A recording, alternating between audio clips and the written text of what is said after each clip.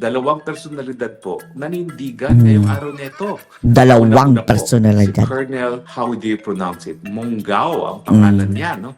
Active Colonel officer yan, Mongao mga kababayan, ay ha? personal na nagsabi na siya ay bumibitiw sa chain of command, no? At siya ay nagpahiwati He is withdrawing his personal support kay Bangag. Personal support daw. Pero parang gano'n na rin daw, mga kababayan. Sinibak na siya sa pwesto, eh. wala ng pagtiwala at pagrespeto na sa kanyang commander-in-chief. Nako, ito po yung kauna-unahang pagkakataon na may isang kasundaluhan na koronel pa na nagsabi na tama na, sobra na. Wala na daw moral ascendancy, mga kababayan, ang presidente. Talaga naman pong hindi ko mapigilan na hangaan itong si Colonel. Dalan nyo, pag ikaw Colonel, sandali na lang, ilang tulog na lang, ay meron ka ng estrelya. Ikaw ay magiging general na. Pero Estrella? niya lahat yan sa kanyang paninindigan na tama na, sobra na ang pag-aabuso ng mga tao sa gobyerno at dapat ang kasundaluhan ay manindigan na para sa taong bayan. Well, talagang kinakailangan pong hangaan natin itong Colonel Mongao nito. Dahil talaga naman po na ang kasaysayan sa Pilipinas, ang tanging pag-asa natin kung Colonel Mongao. ang mga leader na wala sa tamang pag-iisip, ang mga leader na talagang walang tigil ang kanilang panglalamon sa kaban ng taong bayan. Magnanakaw. Tapos nagpapatusok pa daw sa puwet. At siyempre, pamumuhay ng immoral, kinakailangan talaga natin ng proteksyon galing sa ating Bumabatak. kasundaluhan. Ako ngayon nagtataka bakit ba 2 beses na talagang kinikilala natin ng naging papel ng ating kasundaluhan bilang mga tagapagproteksyon sa ating mga mamamayan, ngayon parang hindi natin sila maramdaman at hindi natin sila makita until itong si Colonel Mongao ay nanindigan. Ilan pa kaya ang susunod sa hanay na kasundaluhan sa kabayanihan itong si Colonel Mongao? Hindi po magaling Kapag magkakaisa sila, mga kababayan, delikado. Delikado ang agvang ito. niya. Ha? Bilang isang colonel, unang-una, pwede siya maging general in a matter of time. Pangalawa, dahil sa ginawa niya, pwedeng mawala tuluyan ng lahat ng dapat niyang makuha bilang pensyon, no? Dahil pwede siya matanggal sa kanyang posisyon. Alam niyo naman po, ang pinakamagandang retirement pay sa buong Pilipinas, 2 lang po yan. Sa hukbong sandatahan, mga pulis at mga judges. Dahil meron silang special na mga retirement. No? Pero itong si Colonel Mongao, inuna muna niya yung pagkasundalo niya at yung talagang katungkulan para manindigan para sa taong bayan. At siya nga ay nagsalita na siya ay bumibitiw na sa chain of command nitong Bangag na presidente. Bangag! So ako po ay kung todo hanga. At ang tanong ko doon sa ating mga kaibigan, sa ating hukbong sandatahan, mga kapulisan, kayo po, kailan kayo maninindigan? Wala natin. Wala nang matira sa ating demokrasya? Aantayin mo ba hanggang maging matagumpay na ang mga Maubos pakise na. sa kanila? Wala ba kayong intel? Dyan sa AFP. Diba? Andyan sa inyong lahat ang intelligence fund. Alamin nyo daw kung totoo nga bang addict.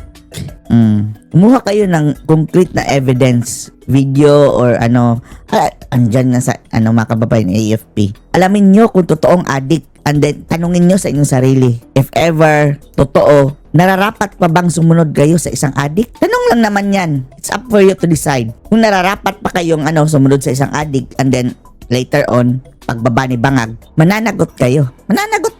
Parte kayo sa kaadiktan. Rin na manatili sa pwesto forever. Ang sabi po sa akin ng informante, talagang unang-una hindi nila papayagan tumakbo si BP Sara sa 2028 dahil alam nilang matatalo sila ni BP Sara. At yan naman po ay talaga pinapatunayan ng sunod-sunod na mga survey na nagpapakita na si Inday Sara talaga ang magwawaging presidente kung walang daya. Kaya nga po ang sinabi itong ating informante ay talagang hindi nila papayagang makatakbo si Inday Sara. At supposedly itong si Boying Remulla bilang ombudsman, kaya yan na talaga bilang ombudsman sa kanyang pangako na ipakukulong niya si BP Sara. Sa Amy na mismo nagsabi niyan. Pinakamalaking balakin sa plano ng mga Marcos na Marcos Forever at yan ay ang pagkatao ni BP. Hindi, akala nila na si Sara lang ang tatakbo, mga kababayan, sa mga Duterte. Hindi. Andyan si Baste, andyan si Pulong. O ipapakulong nila si VP Inday or di ba kaya, mga kababayan, ipapa-impeach tapos na, hindi na pwede makatakbo. pwede yung bigyan ng honesty naman. Amnesty, pardon, at lalong tatapang yan. At lalo kayong dudurugin mga bangag. Para ngayong si Tatay Digong ay naroon na at nakakulong sa dahig. Kailan pa kayo gagalaw? Kapag Wala na. nagtagumpay na ang mga Marcoses na magkaroon ng Marcos Forever, pag nangyari po yun, talagang wala na pong pag-asa ang Pilipinas. Wala na pong kinabukasan ng ating mga kabataan. Wala na pong magtitiwala sa ating bayan. At ngayon, nararamdaman na natin ang epekto kapag walang tiwala sa liderato ng bayan. Ang piso po sumadsad na sa pinakamababang balor. Bakit po? Well, ang huling nangyari po yan, yung panahon ni Marcos Sr. na wala na nagtitiwala Almost kay Marcos 60 na, Sr. no? At siya nagpapatuloy lang ng kanyang pagiging diktador. Nauulit na naman po Diktador. ang kasayan. Wala Dati diktador, ngayon daw adiktador, sabi ni Roque. tiwala ang merkado sa administrasyon ni Marcos Jr. dahilan kung bakit sumasadsad na sa pinakamababang balor ang piso. Pinakamababa. Siyempre po, kaya naman po wala ng balor ang piso, wala ng tiwala ang mga humahawak ng pera sa kakayahan ng gobyerno na magpatakbo pa ng ating gobyerno. No? Kumpiyansa po talaga yung ang nagiging sukat ng balor ng piso.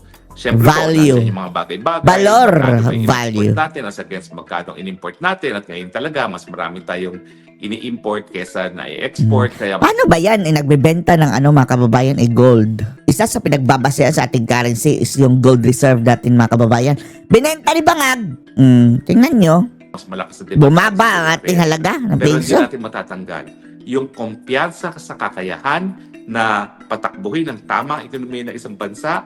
Yan din po ay nagiging dahilan kung bakit sumasadsad na ang piso. Baka mamaya mag-aantay pa kayo ng bago na dumating ng magkaroon ng hyperinflation at maging 100 to 150 Diyos ko, kada Lord. dolyar bago gumalaw ang buong sandatahan.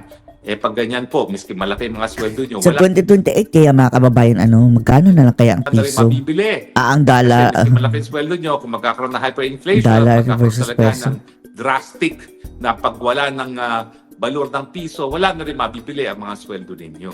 Aantayin nyo pa ba yan? Pero meron pa pong isang personalidad na nagsalita at sa tingin ko, ito ay isang major development din po. Abay Bishop sa aking probinsya ng Bataan, Bishop po ng Balanga, si Bishop Sescon ay nagsalita na rin na yung mga tao na dapat bumitiw ay dapat bumitiw na. At least mayroon ng bishop na anti-Marcos mga kababayan. Dahil parang sunod-sunuran na lahat ang mga obispo monyo mga kababayan Mas gusto nila kay Marcos kaysa kay Duterte. O eto mga kababayan, kinanti na si Bangag. Bakit pa kasi nagpipilit manatili sa pwesto gayong wala na talagang kumpiyansa mga taong bayan sa kanilang kakayahang mamuno? At pagdating dito naman, tama po si Bishop. Kasi tatlo-tatlo ng survey ang nagpapakita na wala nang tiwala ang taong bayan. Siguro po itong Marcos Jr. record holder. Siya lang ang leader sa buong daigdig ngayon na tatlong survey negative. Ang approval rate. Negative, the negative man. Sos Mario Josep, ang nais natin makita negative siya sa hair follicle test. Ang nakikita natin, Ayaw nga negative 3 approval ratings SWS, Negative 15 20. approval ratings sa Seven? Mass Asia, at negative 27 sa Publicus Asia. Ano po Publicus. ibig sabihin niya? Ibig sabihin, wala na talaga Walang tiwala. kaamor-amor ang The negative mamamayan man. kay Marcos Jr. At kapag ikaw ay ganitong kababa ang approval rating at nasa negative territory ka na, wala ka na Layas na. Magbalot-balot ka na. talagang moral ascendancy na mamuno. So tama si Bishop, yung mga makakapal dyan, at number 1 na dyan, ang Bangag Jr. na nananatili sa pwesto, pansinin nyo naman po ang husga ng taong bayan sa inyo, hindi na kayo pinagkakatiwalaan, hindi na kayo binibigyan ng kahit anong approval. Kaya kailangan magbitiw na. Dahil Negative. kung hindi po, wala na naman talaga susunod sa mga gusto nyo mangyari. Kapag ikaw ay nasa negative approval rating ka na, wala nang naniniwala sa iyo. Tuloy-tuloy pa rin ang problema mga kababayan. Grabe, tuloy-tuloy pa rin ang korupsyon. Ka na. Yan ang ibig sabihin ng negative approval rating. Suka, sinusuka ka na. At Mm. napakakapal mo talaga dahil napipilit ka pang manatili. Alam mo, nang kinuha mo naman si Makafal ang mukha. Sara bilang iyong Binudol. Vice President, alam Gusto nga mga kababayan, Sara, kung ikaw ang magpresidente, ako na lang ang mag-vice. Dahil baka mga kababayan, may plano silang ikudita. mo na ang tanging katungkulan ng isang Vice President ay para magpatuloy na magpatakbo ng gobyerno kung talagang wala ka ng kakayahan. Ikaw naman talaga, ikaw ay adik. So hindi ko maintindihan Si Amy nagsabi adik. Simulat sa pool, adik. bakit sa tingin mo, kaya mo pa rin magpatakbo. Talagang yung addiction na yan po ay pagkakasakit. Yan po ay isang mental condition. Yan po ay talagang hadlang para ikaw ay magkaroon ng mabuting pamumuno. Kaya nga, tama na, sobra na, ibigay na dun sa pinili mo mismo na alam mong magpapatuloy kung hindi mo na kaya. At yan nga, si VP Sara. Kaya ka nagkaroon ng Vice President. Kaya nga lang, mukhang lumalabas sa talagang ginamit lang ang Vice President para manalo siya. Dahil alam niya, Tapos, wala pang isang taon, sinaksak na sa likod. mauulit muli ang 20 na matatalo siya kung hindi niya makukuha ang suporta ng Mindanao at ng Visayas na binigay naman sa kanya ni VP Sara. Alam niyo hanggang ngayon, Bastos, no? Ang bastos sa mga Marcos, mga kababayan. sisisi ko na ako'y nag-unity team at Oh, sumayaw ka pa, no, Roque, no? Pilitan ka pang sumayaw kahit mahirap. Marcos Duterte, no? Pero siyempre, yan yung mga pagkakamali na dapat tanggapin na natin. And let's move on. Kaya nga, tanggapin na natin yan at husgahan na natin na tanggalin ang walang mga kakayahan, mamuno at magising na tayo dahil ang ating pinaglalaban po ngayon, yung ating mga pang-araw-araw na buhay. Huwag niyo pong isipin na habang na walang kinalaman sa kahirapan ninyo ngayon na nararamdaman doon sa kulang ng mga budget ninyo, pambili man lang ng pang-araw-araw na pangangailangan. 500 lang katapat ninyo. Huwag yung isipin na walang kinalaman ang Marcos Jr. dyan. Kaya ganyan po ang buhay nyo dahil kay Marcos Jr. Dahil nga Talaga? wala nang kumpiyansa sa kanya ang mga namumuhunan, wala nang kumpiyansa sa kanya yung mga bansa na namumuhunan, wala nang kumpiyansa Ang problema talaga ngayon, mga kababayan, is namamayagpag ang mga addict. Bumalik ang droga, mga kababayan. Ang mga kriminal, namamayagpag. Ang mga NPA, namamayagpag. Patuloy na naman, mga kababayan, ang recruitment. Kawawa ang kabataan. Nire-recruit na naman ng mga NPA, mga kababayan. Namamayagpag under Marcos Bangag administration. sa kanya yung mga Tapos ang mga recruiter andyan pa sa loob mismo ng mga kababayan. Ay, nako. Sumisip-sip pa ng pondo. bansa na Visit. pinanggagalingan ng turista. Kaya ayan, walang aktibidades sa ating ekonomiya. At siyempre, ang mga yumayaman lamang, ang mga hinayupak sa mga Mga hinayupak. mga senator. At siyempre, kasama na siya dahil alam naman natin na siya ang pinakamalaking insertion Bangag. sa mga budget mula nung siya ay umupo bilang isang presidente na dinideliver pa sa kanya in cash. Abang Yan, no? Oh. testimonya ni Zaldico, yung 25% ng 100 billion abay delivered advance. Hindi Advance pa. mga nagagawa ang project. Wala pa ang pondo. Hindi pa na-release, mga kababayan. Ganyan sila kay Greedy. Di ba ang sabi ni Zaldico, sinisingil na daw si Sandro dahil nakapag-advance na siya. Na ng delivery. Zaldico nagsabi hindi na. Hindi na tayo dapat magtaka kung bakit napakadaming hindi lang substandard na mga proyekto na infrastruktura, kundi kung bakit napakadami ng mga ghost projects. Kasi nga, mahilig ang mga manandarambong ng pera galing sa infrastruktura. Mandarambong si Bonggang Kapag ikaw na advance payment ng Bongbong. isang kontratista na honest to goodness, kaya siya nakakakuha ng initial advance para meron siyang pambili ng mga materyales. Pero kung yung pambili ng materyales ay napupunta at binibigay sa presidente at iba pang mga korap ng mga politiko, siyempre sa kakukuha ng mga materyales para masimulan man lang yung proyekto. Ang resulta, ghost projects. Kaya huwag kayong magtaka na mas marami kung gano'ng kadami yung mga patay na nagpapadialysis na papatunay na korap ang PhilHealth, ganyan din pong nangyari sa DPWH. Napakadaming mga multong mga proyekto na hindi naman po talaga nagkakaroon ng Multong bakla. Well, mga kaibigan, ang mensahe ngayon, Percival. itong dalawang personalidad na ito, isang koronel at isang bishop, no? Obispo. Nag-iisa po sila. Nag-iisa siyang koronel, Oo. Nag-iisa ding bishop, mga kababayan, na nagsasalita na. sa Tapos, hanay na sundaluhan, wala, posibleng tanggalin, no? Dahil ang mga bishop, mga kababayan, ang CBCP is makabangag, mga kababayan. Maka-NPA pang ilan. nag-iisa siya ngayon na bishop, no, sa hanay ng CBCP. Pero kinakailangan po talaga merong magsimula. Ganyan naman po talaga kung paano lumalago ang sunog. Kinakailangan muna Siguro galit na galit yung pari na mga kababayan, addict na dating addict at saka Ramon Magsalsal Award. magkaroon ng spark. At ang sa tingin ko, itong si Colonel at si Bishop, ang spark na inaantay natin ng taong bayan. The spark! Dahil alam naman natin na pag nagsimula yan, sunod-sunod na. Pero mga kababayan, kayo po ang magdedesisyon sa ating kinabukasan. Kayo ba'y papayag pa na mabuhay ng ganito, ng ating budget, linalamon lamang ng mga mandaraya at mga Hindi na! sa gobyerno? Tama Kayo na! ba ay papayag na tayo magiging Sobra na, itigil na ang ng ating kababuyan, ay isang coke kabangagan. addict? Kayo ba ay papayag na habang narito ang mga leaders ng daigdig, alam nila na mahilig sa tubig yung ating presidente at ang ating first lady na Ay, nako! ganoon ang kanyang mga Tsura pa. Nako, itsura. Papakita ng Lord. So mga kaibigan, kayo ang maghuhusay. Harry Potter. Huwag kayong matakot dyan sa incitement decision na yan. Demokrasya, ang desisyon ng taong bayan. Nakakadiri mga kababayan. Oo. Wala na, natanggal na mga kababayan yung post din Chase tungkol doon. Yung community na mga kababayan. Yan ang mananaig. Nung minsan Nudity daw. nga, sinubukan nilang questionin yung pagiging presidente ni Cory Aquino. Ano sabi ng Supreme Court? Well, ang people power, yan ay ayon sa isang demokrasya at kinakailangan kilalanin kung sinong pinili ng taong bayan para mamuno kapag sila ay nagdesisyon na.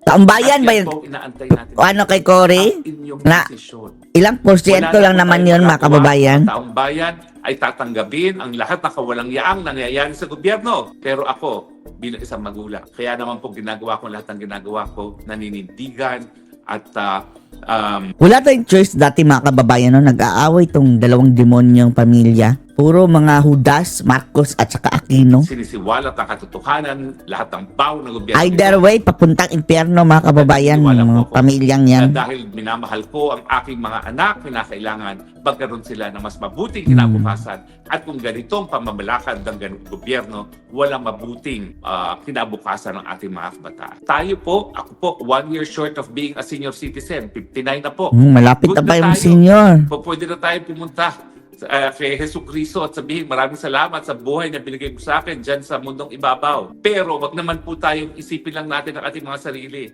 Yung susunod na henerasyong mga Pilipino, ano pang haharapin nila kung hindi natin wawakasan ang pamumuno ng bangag at Bangag administration! wala bukasan ang ating mga mahal sa buhay, yung mga nakakabata sa atin. So maraming salamat kay Colonel, maraming salamat kay Bishop dahil sila ay nagsimula na. Kayong ibang nasa hubong sa datahan, kailan kayo magdidesisyon? Sabay-sabaw inyong na! papel ay bilang protektor Na magpahayag ng disgusto laban sa mga kurakot.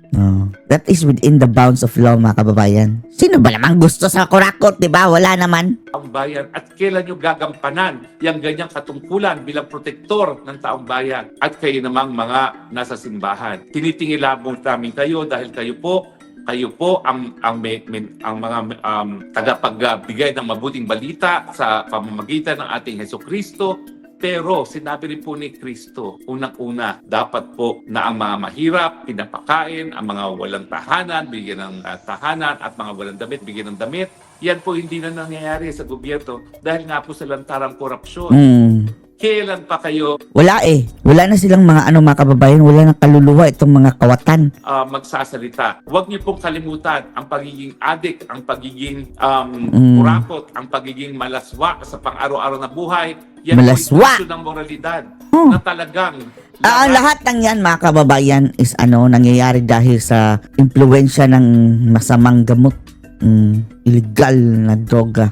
ng simbahan. Kaya po nandyan ang ating mga religious leaders. Kaya nga sabi ni Tatay Digong, my God, I hate drugs. Tapos, nako, ang pumalit sa kanya mga kababayan. Kung pagbabasehan natin ang sabi ni Amy, my God, I love drugs. Kaparian, mga pastor, ang mga imam, dahil kayo po'y pinangangalagaan ng moralidad. Pero pag immoral na ang presidente, dapat kayong manguna sa inyong mga tupa para manindigan laban sa kasamaan, laban po sa mga Diablo! kampo ng Satanas dahil ang tingin ko, Pangalan ni Marcos. lahat ng nagbibisyo, lahat ng nangungurakot, lahat po ng mga namubuhay ng malaswa, yan po ay mga kampo ng Satanas. Kampon ni Taning.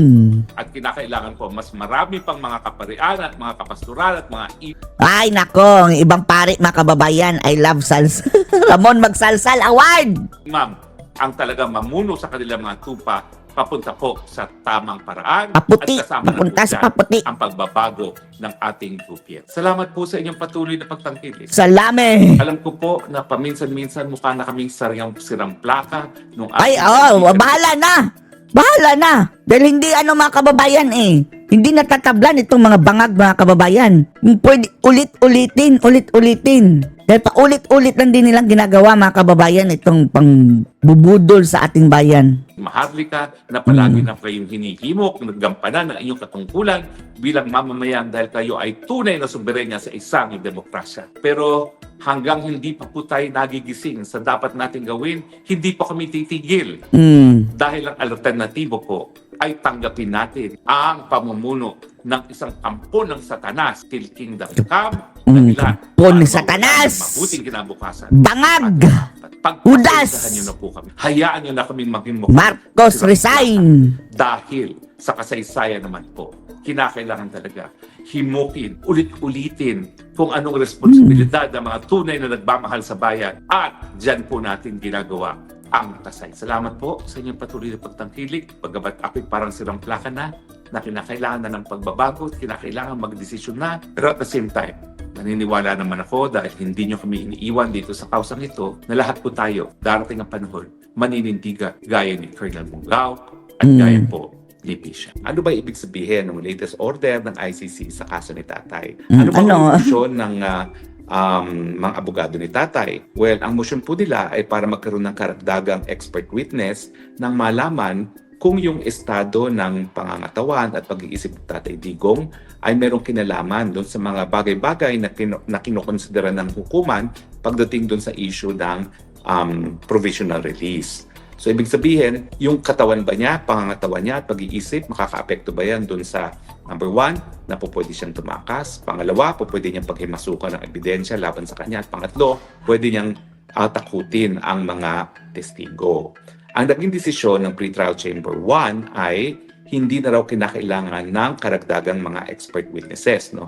Unang-una, sapat-sapat na raw ang kanilang ebidensyang nakalap o yung medical information na nakalap doon sa 3 independent expert witnesses na tinalaga ng hukuman.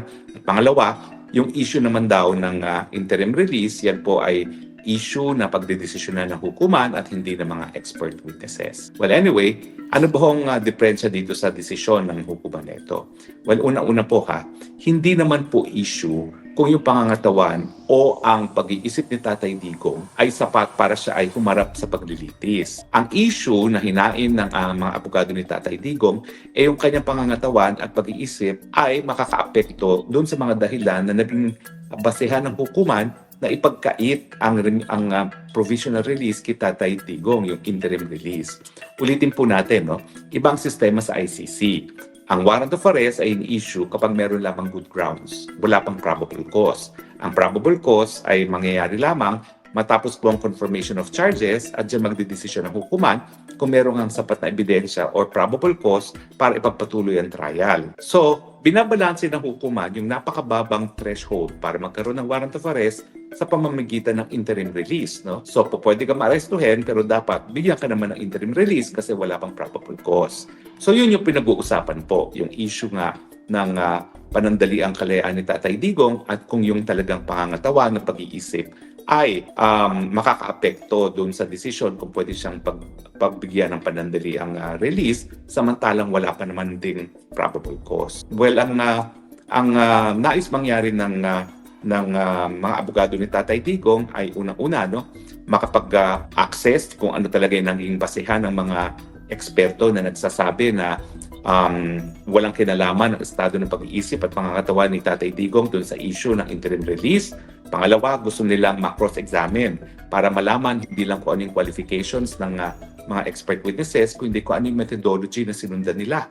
Kasi talaga naman pag expert witness, talagang questionin mo lang ang kanilang qualification o di naman kaya yung methodology kasi ang mga abogado hindi naman doktor o hindi naman experts para questionin yung mga naging pahayag ng mga expert witnesses. Now, ang pula ko lang dito sa order na naman ng ICC na ito ay parang hindi naman nila sinagot yung nais na mangyari ni Tatay Digong. Ang nais na mangyari ni Tatay Digong, irebisa kung yung mga sinasabi na mga di umanong dalubhasa tungkol sa kanyang kalusugan at estadong pag-iisip ay makakaapekto sa desisyon ng panandaliang kalayaan. Hindi naman pinag-uusapan yung fitness to stand trial. No? Tinitingnan lang natin kung yung kanyang pagiging limot-limot at saka yung kanyang pagiging natutumba habang naglalakad mag-isa ay dahilan para siya magkaroon ng flight risk, dahilan para siya manakit ng mga testigo, dahilan para siya ay maghimasok doon sa mga ebidensya na isusumiti sa kanya. Kaya ba gawin ng limot-limot at isang taong natutumba na habang naglalakad lamang ang manakot pa ng testigo? Kaya bang gawin ng isang limot-limot at na tumutumba habang naglalakad lamang ang maghimasok pa sa ebidensya na isasalang laban sa kanya? At kaya pa bang tumakas na isang taong limot-limot na at natutumba na habang naglalakad lamang ng mag-isa? So yan po dapat yung issues na sinagot ng mga expert witnesses. Na pagdating naman doon sa kwalifikasyon, bakit naman hindi natin kukwestiyonin ang kwalifikasyon ng mga di umani mga dalubhasa? Di ba 2 beses na nagtalaga ng expert witnesses ang court registry? Ano nangyari? Yung isa, mantakin nyo, inappoint niya as an expert witness samantalang suspendido ng sarili niyang asosasyon ng kanyang field of medicine. No? Ibig sabihin, temporarily suspended from the practice of medicine. Yung isang expert witness na tinalaga ng registrar.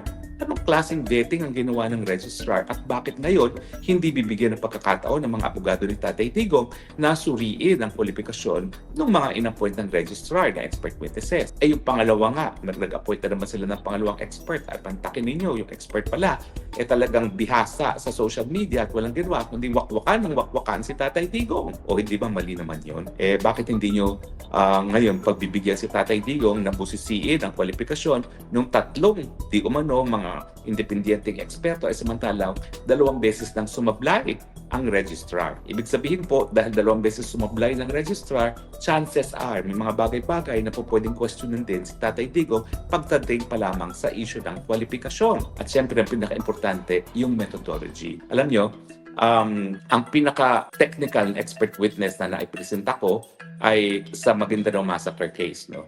At ang pinipresenta ko yung isang DNA expert, no? Na nagsabi nga na sa pamamagitan ng DNA, yung mga labi ng mga hindi na ma-recognize ay labi ng mga biktima. Now, kapag technical kasi ang pinag-uusapan at expert witness ang testigo, hindi mo po pwedeng questionin ang conclusion na hindi mo kinu-question ang methodology. So sa DNA, pwedeng sabihin na nagkaroon ng kumbaga ano tawag ng contamination sa handling of the evidence, no? Makakaapekto yan dun sa conclusion. So syempre, kinakailangan din natin malaman kung ano yung naging methodology ng di umanong mga independenteng expert witnesses sa kanilang conclusion na hindi makakaapekto ang pagiging lipot-limot at pagkakatumba ni Tatay Digong habang naglalakad lamang dun sa issue na siya po pwedeng tumakas, na sa issue na kung siya po pwedeng manakit ang testigo at sa issue na kung pwedeng pa niyang paghimasukan ang ebidensya laban sa kanya. Ano naman ang ginawa nilang methodology dyan para sabihin na isang 80 anyos na natutumba na nga at limot-limot ay po pwede pang tumakas at gawin yung mga sinasabi nila na po pwedeng gawin laban sa testigo at laban sa mga ebidensya sa kasong yan. Sa tingin ko, ako mismo gusto kong malaman anong methodology ninyo dahil yung conclusion na yan ay napakaseryoso, no? Na para bagang walang kahit anong mali sa pag-iisip at sa pangangatawan ni Tatay Digong na kaya nga niyang takutin ng testigo, kaya niyang gumawa pa ng karagdagang mga krimen at kaya niyang tumakas. Sa totoo lang po, siguro kung may ganyang talagang estado ng pag-iisip at si Tatay Digong, nagawa na yan. Pero sa katotohanan, wala na po ang talagang estado ng pag-iisip at katawan para gawin yung mga bagay-bagay na yan. Ang kinakailangan ngayon ni Tatay Digong ay caregiver. Hindi niya kinakailangan ng kahit ng expert witnesses na magsasabi na walang diferensya sa kanyang pag-iisip at sa kanyang pangangatawan para gawin yung mga extraordinary na mga bagay-bagay na ginagawa ng mga krimen, no, laban sa kanilang mga biktima. Ulitin ko po yung warrant of arrest, wala pang probable cause. Kaya nga po, importante para balansehin naman ang karapatan ng akusado sa ICC at para igalang ang karapatan ng kalayaan na talaga naman pong kinikilala sa karapatang pantao, dapat nagbibigay talaga ng interim release. Ito nga po, ang nais lang naman ni Tatay Digong, tignan natin pa. Tanungin pa natin yung mga ibang eksperto kung talagang yung pag-iisip at yung pangangatawan ay sapat para tumakas at gumawa ng mga krimen laban sa iba pang mga biktima o di naman kaya ay takutin ang mga Digo. So sa tingin ko po, itong desisyon nito ay nagpapatunay talaga na talagang kahit anong ihaing motion ni Tatay Digong, hindi nila tatantanan si Tatay Digong. Bakit? Dahil nga po ang issue ay yung survival mismo ng hukuman. Kung wala si Tatay Digong, wala na silang kaso. Nakatanga na lang sila sa ere kung hindi nila ipagpapatuloy ang kaso ni Tatay Digong na hindi naman po makatarungan. Siyempre po ay inaasahan pa rin natin anytime now yung decision pagdating sa jurisdiction Uulitin ko po yung ginawa ni Trump kay Maduro, wala pong pagkakaiba yan sa ginawa ni Marcos kay Tatay Digong. Kinidnap at sinurrender, illegal ang pamamaraan para makuha ang pagkatao ng isang akusado at sa tingin ko, sa larangan ng mga karapatang pantao, yan ay sapat na dahilan para ipatigil na ang jurisdiction ng hukuman at tuluyan ng ibasura ang kaso. Nalulungkot ako kasi kanina mas marami tayong viewership. Ngayon, lumiit na ang viewership. Biskit tinake-2 ko dahil nawala nga daw yung aking sound system. Pero to summarize, ang latest pong order ng hukuman ay binasura yung motion ni Tatay Digong na magkaroon ng karagdagang expert witnesses para malaman kung ang kanyang estado ng pangangatawan at pag-iisip ay makakaapekto dun sa mga bagay-bagay na magiging basihan kung kinakailangan o pwedeng magkaroon ng interim release si Tatay Digong. Itong mga factors nito ay yung posibilidad na siya tumakas, posibilidad na siya gumawa ng mga karagdagang krimen at posibilidad na takutin ng mga testigo. Ang Tatay Digong naman ay nagsabi na hindi sapat, walang sapat na dahilan para sabihin na yung estado ng pag-iisip at pangangatawan ni Tatay Digong bilang limot-limot na at natutumba habang naglalakad mag-isa ay mga bagay-bagay na talagang papakita na pwede siyang tumakas, na pwede siyang gumawa pa ng bagong krimen at pwede pa siyang manakot ng testigo. At ang aking konklusyon naman po, ang aking pula dyan, ay wala naman dapat masama kung nagkakaroon ng karagdagang ebidensya dyan.